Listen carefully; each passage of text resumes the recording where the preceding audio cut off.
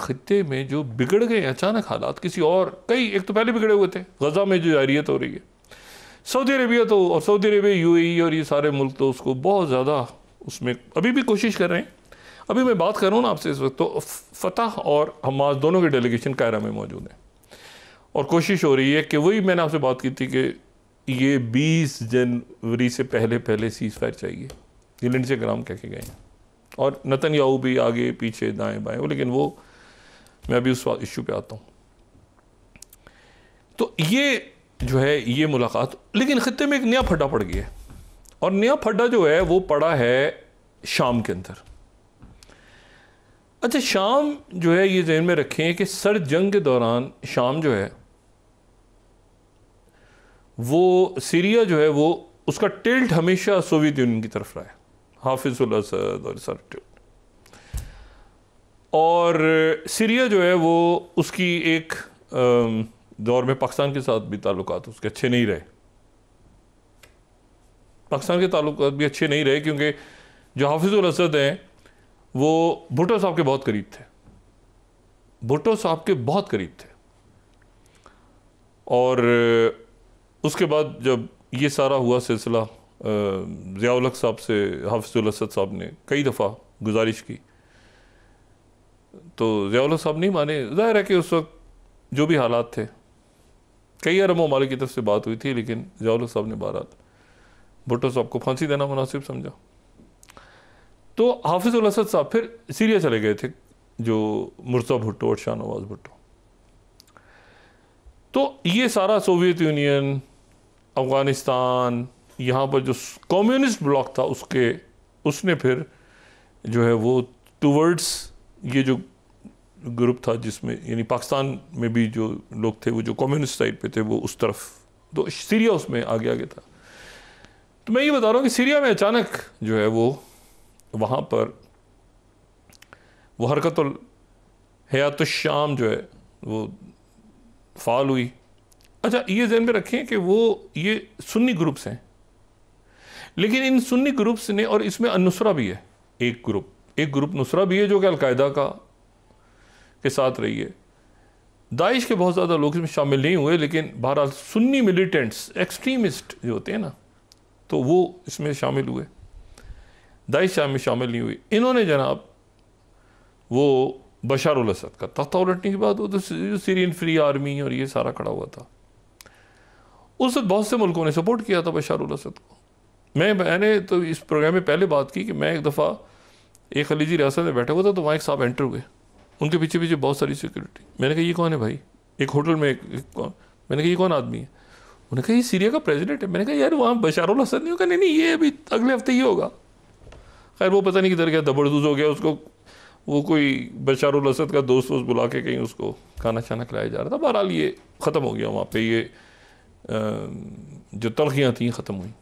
सबसे खूबसूरत अगर कोई मामला पिछले चंद सालों में मैंने एज अ पाकिस्तानी देखा है ना इस रीजन में, जहाँ ये बदकिस्मती के साथ गज़ा में जाहिरियत हो रही है और लेबनन में और ये सारा, लेकिन अगर कोई खूबसूरत वाक़या देखा है ना, अरब स्प्रिंग का नाकाम होना, उसके बाद तुर्की और मिस्र के ताल्लुकात बेहतर होना, खलीजी रियासतों के आपस में ताल्लुकात बेहतर होना, कतर के, बाकी रियासतों के, और ईरान और सऊदी अरब के ताल्लुकात बेहतर होना, ये एक इतनी खुशाइन बात है। और इसी दौरान जो है वो यहाँ से फ़ौजों का इनखला होना, और पाकिस्तान में वो जो पेशगोइयाँ हो रही थी उस ज़माने में, रोज़ के पता नहीं पाकिस्तान का क्या बनेगा, ये अमेरिका ऐसे थोड़ी जाएगा यहाँ से, ओहो वो तो पता नहीं क्या करके जाएगा। अच्छा जी, तो यहाँ से रुखसत हुए और अपने तमाम अमरुल्लाह सालेह टाइप कैरेक्टर्स को, ठीक है ना, वो मुख्तलिफ जो कॉन्सुलेट्स खुले हुए थे यहाँ पे, उनके डब्बों में बंद करके वो पता नहीं किधर गए सारे के सारे। अब ये वहाँ के उनकी सरजमीन से मामलात हैं, ठीक हो जाएंगे, ठीक हो जाएंगे। हमारा बरादर मुल्क है, गलत फहमियाँ ज़ाहिर है पैदा होती हैं इतनी हमारे इलाकों में, हमारे अपने इलाके, आप उनको छोड़ दें अफ़गानिस्तान की सोयल से, हमारे अपने इलाके हमारे कंट्रोल। ये जो ऑपरेशन हुआ है, ये जो जनरल राही शरीफ के दौर में हुआ है, और कैनी साहब थोड़ा सा हेजिडेंट थे, जाहिर है कि वहाँ करेंगे तो पता नहीं क्या हो जाएगा। राई शरीफ साहब ने किया और फिर उसके बाद उसकी कंटिन्यूशन बाजवा साहब के दौर में भी हुई। तो कई इलाकों में तो रेट ख़त्म हो गई थी हमारी। फिर जो किया है हमने दहशतगर्दी के खिलाफ, हार्ड कोर टेररिज्म ख़त्म हो गई। एनीवे, तो ये ठीक हो जाएगा। तो मैं आपको बात करूँ सीरिया में क्या हुआ। तो सीरिया में ये हुआ कि वो बशार अल असद को तो खुदाफिज कह दिया था सब ने। बशार अल असद की हमायत में आ गया 2015 में रशिया, और रशिया ने आके जो है उसके बाद फिर वो दुनिया तब्दील होनी शुरू हुई तेज़ी के साथ, और रशिया ने बशार अल असद को बचा लिया। बशार अल असद बच गए। फिर gradually with passage of time Bashar al Assad जो है उनकी फिर अरब लीग में भी वापस आ गए, फिर सऊदी अरेबिया के साथ भी, फिर यूएई के साथ भी, फिर इधर भी, फिर उधर भी। अब ये जो प्रॉक्सी उठी है, अब इस प्रॉक्सी के पीछे कौन है ये हर एक को पता है, लेकिन वो अब सामने तो कोई बात नहीं करेगा। लेकिन मसला ये है कि दो रहनुमाओं की मुलाकात की पूरी कोशिश हुई कि वो मिले आपस में, मिले भी साइड लाइन्स पे, लेकिन बशार अल असद को जाना चाहिए था टर्की, और ज़ाती तौर पे मुलाकात तैयब उर्दुगान से करनी चाहिए थी। प्रेसिडेंट उर्दुगान ने उनको दावत भी दी थी और कहा भी था कि मसाइल को हल करें, क्योंकि आपकी सरजमीन से ये जो पीके के दहशतगर्द हैं ये हमारे यहाँ अटैक करते हैं और बड़ी दहशतगर्दी होती है। बहरहाल अब जो होना सा हुआ, ये जनाब अंदर घुस गए, ये दाखिल हो गए, और ये इदलिब और ये और उधर जनाब जो अचानक आपको पता ना कहीं लड्डू फूटने शुरू हो जाते हैं। ऐसे कोई वाक़यात हो ना, मुस्लिम मुल्क आपस में लड़ पड़े तो कई जगहों पे लड्डू फूटने शुरू हो जाते हैं। देखो ये फिर लड़ाई शुरू हो गई है, फिर मार कुटाई, अब सर काटेंगे एक दूसरे का, ये करेंगे वो। अच्छा, इस पूरी सूरत हाल में ये हुआ कि जो एक तो इसके दरमियान जो है हशद शाबी एक अलायंस हुआ था, जो इराक में एक अलायंस हुआ था। बहुत सारी उसमें तंजीमें शामिल हो गई थी, और उसमें मेरा ख्याल से 60-65 तंजीमें शामिल उसमें हैं। ये एक और अलायंस है, एक तो वो सीरिया में बना हुआ है ना, एक इराक में बना हुआ है। ये जो अलायंस है इराक वाला, ये जो अलायंस है ये हशद शाबी, इसमें खताइब हिजबुल्लाह है, यानी वो हिजबुल्लाह जो कि इराक में मौजूद है, वो हिजबुल्लाह इसका हिस्सा है। हम कहते नहीं ना हिजबुल्लाह, वो इराक वाली हिजबुल्लाह ने अटैक किया, ये किया, वो इसका हिस्सा है। लेकिन इसमें सुन्नी तंजीमें भी हैं, और इसमें जो है वो इसको बाकायदा इराक ने आइन के तहत इस पूरे के पूरे अलायंस को, हशद शाबी को जब वहाना जंगी वगैरह ख़त्म हुई तो उन्होंने फ़ौज का हिस्सा बना लिया। तो इसकी ब्रिगेड्स हैं, मतलब 2-3 ब्रिगेड्स ऐसी हैं जहाँ पे हिजबुल्लाह है, 2-3 ब्रिगेड्स ऐसी हैं जहाँ पे 4-5 हैं जो सुन्नी हैं, 4-5 ऐसे जो बिल्कुल, ये सारे रिपोर्ट करते हैं इराक के प्राइम मिनिस्टर को।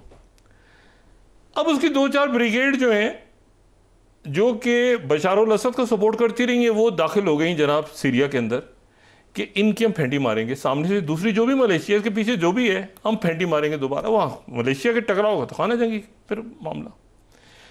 तो बड़ी ज़बरदस्त मूव ये हुई कि जो ईरान के वज़ीर ख़ारिजा हैं वो पहले तो पहुँचे दमास्कस, उन्होंने मुलाकात की बशार अल असद से।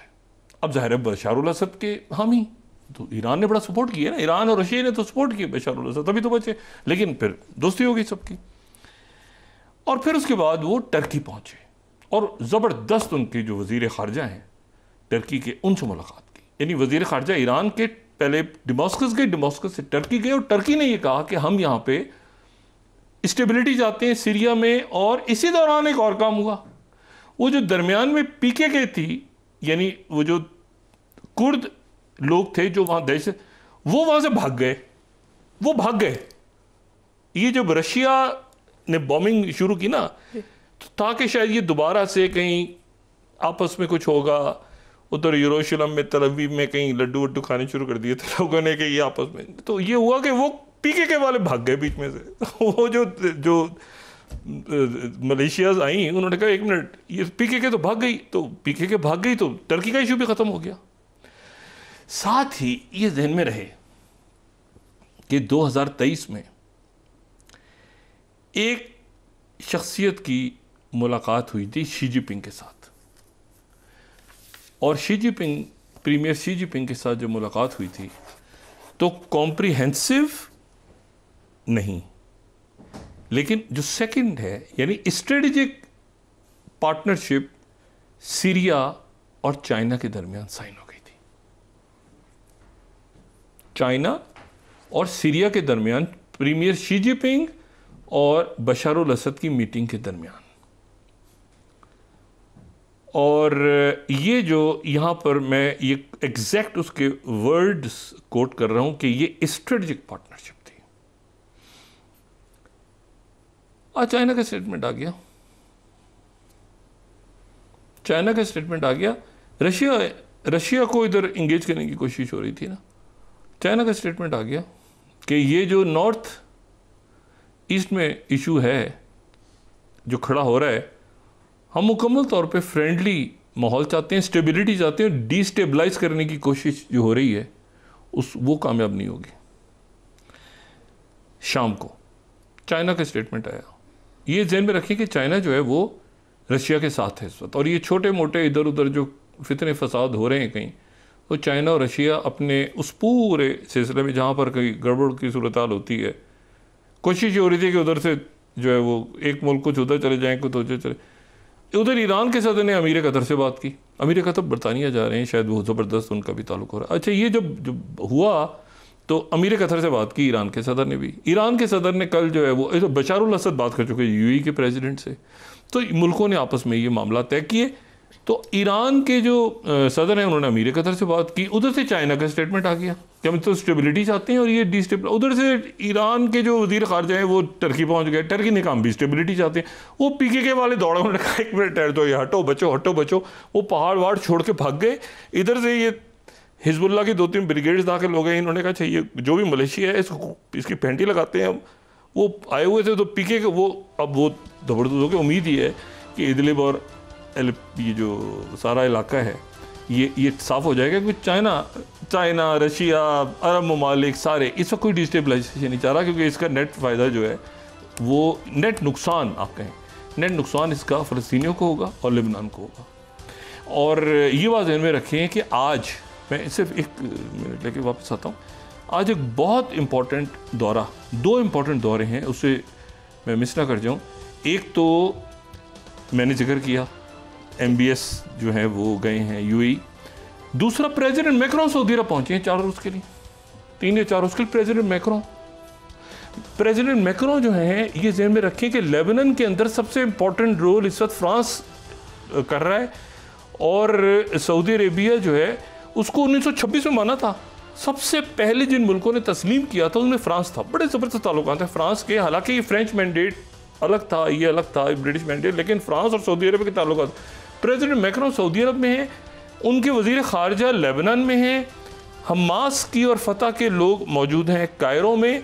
तो एक तो दौरा ये बहुत इंपॉर्टेंट है, प्रेसिडेंट मैक्रोन, MBS उधर, और साथ ही ये फॉरेन मिनिस्टर ने जो फेरा लगाया है ईरान के, और टर्की ने भी रोल प्ले किया, और चाइना ने बयान दे दिया है कि ये स्टेबिलिटी चाहिए, इसको रोको। ये जो जंग फैलने की कोशिश हो रही थी, मैं उम्मीद करता हूँ ये अब थमेगी, कि चाइना आ गया।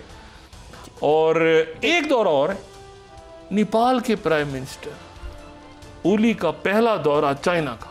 ब्रेक के बाद डॉक्टर साहब डिस्कस कर लेते हैं, कर लें जी।